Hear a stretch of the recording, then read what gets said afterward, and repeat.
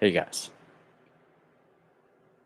So this is I don't know what this stream is. I was just listening to the beginning of At the Edge of Time by Blind Guardian, which is a fantastic album. And that song is about the lushest beginning they've ever had. And that's saying a lot because um what whatever begins beyond the red mirror, I'm pretty sure that's pretty lush. Actually, let's check it out. Beyond the Red Mirror, does that begin with an instrumental segment similarly to how Endgame by Megadeth does? Actually, by the way, Megadeth, Endgame is it. I wouldn't say it's necessarily their Brave New World, just because I don't think it really fits that, but it's definitely a highlight album of theirs. Man, Endgame is so good. Might be my favorite album of theirs for like various reasons. There's a hilarious line in This Day We Fight. I'm going to say blanking instead of a certain word, but he says, "In this day we fight." They say on the Wikipedia article it's a reference to the Lord of the Rings with Aragorn. Maybe it is, but it seems a little strange for that. But hold on.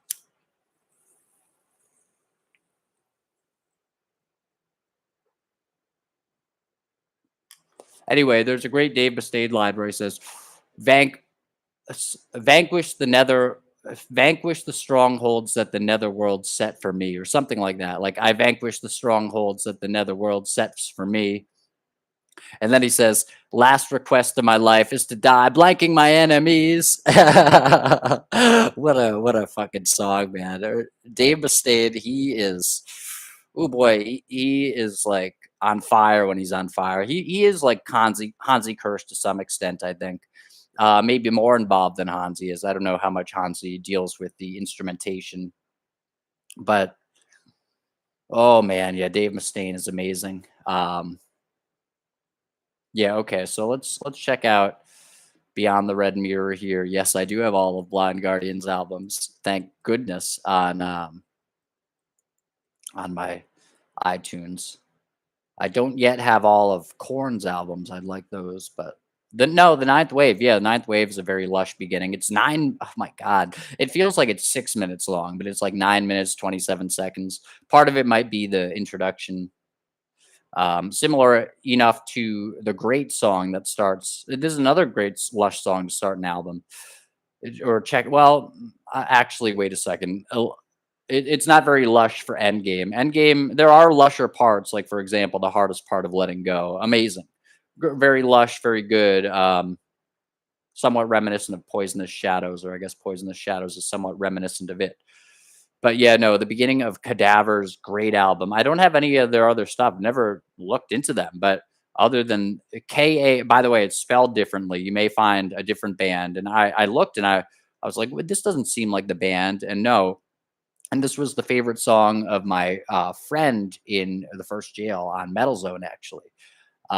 We like I would listen to Metal Zone basically every fucking Saturday night, at least every one that I think I could.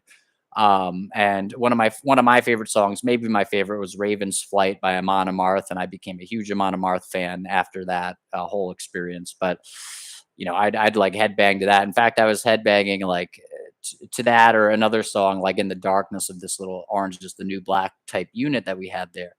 And I think I remember like a guard walking by and giving me sort of like a concerned look, and it's like, "Fuck you, man, fuck you."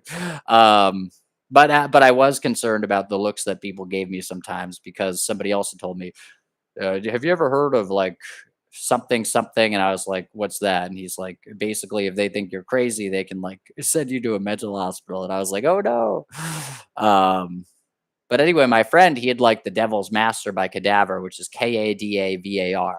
And it's, I think, online, like Marilyn Manson maybe. But online, I think Cadaver was one of the bands played on the Metal Zone where they say they're rock music, not metal. I could see the argument for either.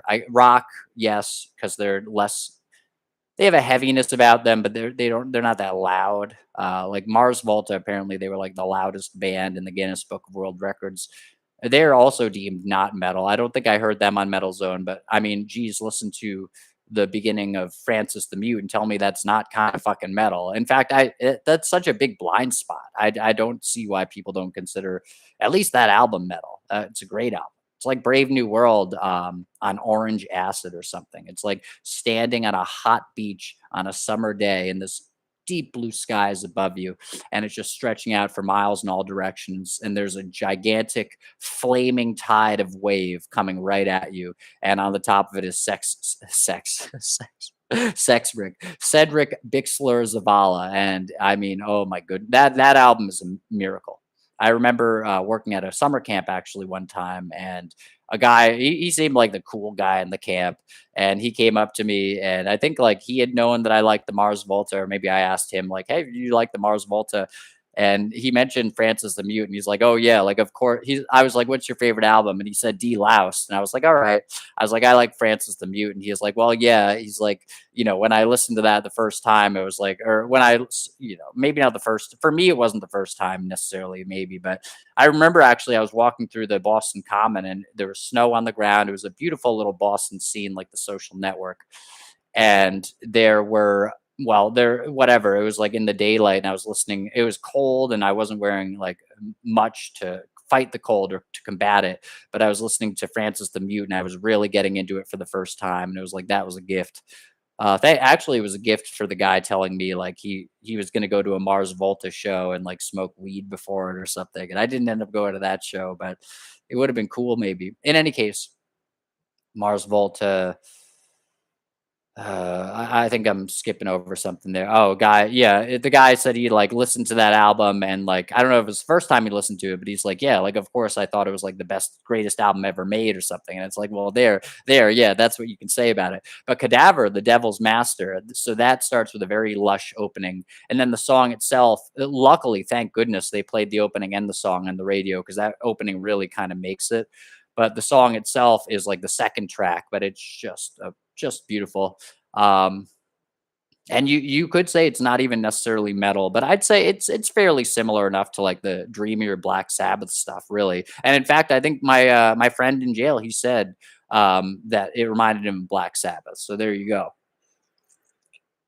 And he was like an older guy actually. So I don't know. I don't know how long he'd probably been listening to metal like fucking 20 years before I really did, but it couldn't have been much more than 20 years though, interestingly, because I think, Black Sabbath, early 70s, it's like that was kind of the beginning of metal, basically. And if you think of it as that, then it would be, I was born in 1990, so there you go. But anyway, I started listening to metal maybe with Iron Maiden. I thought to say Blind Guardian. My friends listen to Blind Guardian, but I was listening to Iron Maiden.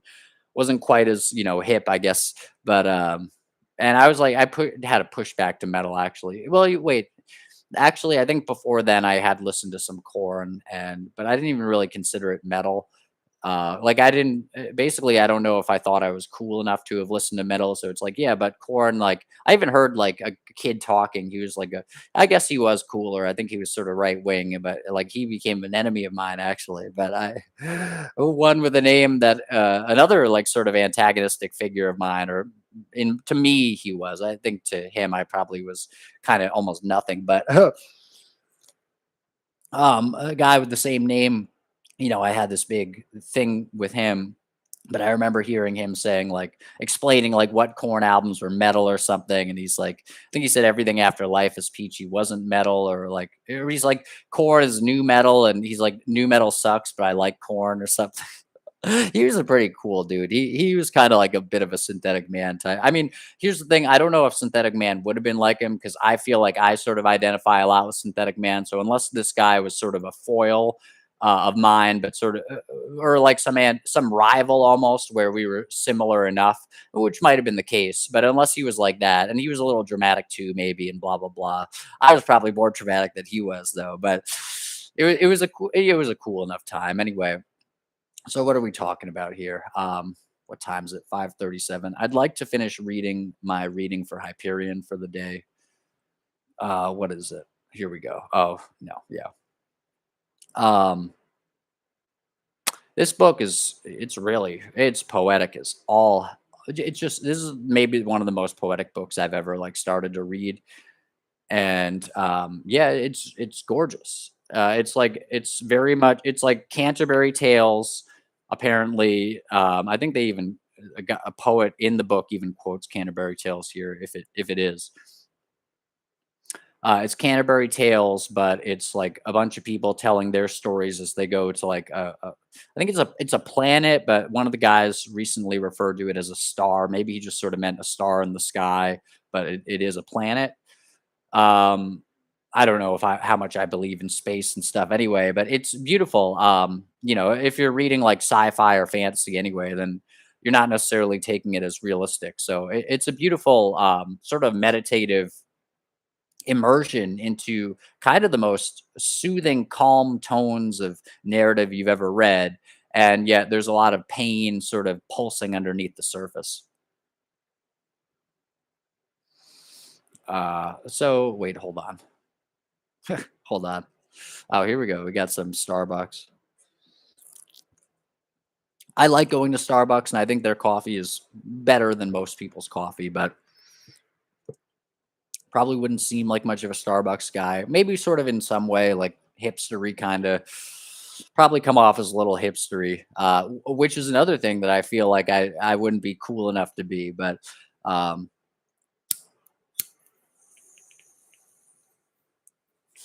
I once had a friend who had told me like, well, like you seem he called me arrogant at one point, and that was like, oh wow, like I didn't think anyone could think I was that cool or confident or whatever. And then he had called me like he said, well, you come off as kind of cold and calculating. And I was like, yeah, like great, wow, I thought I was coming off as like erratic, like cold and calculating. That's awesome. Like thank you. Thank you, dude.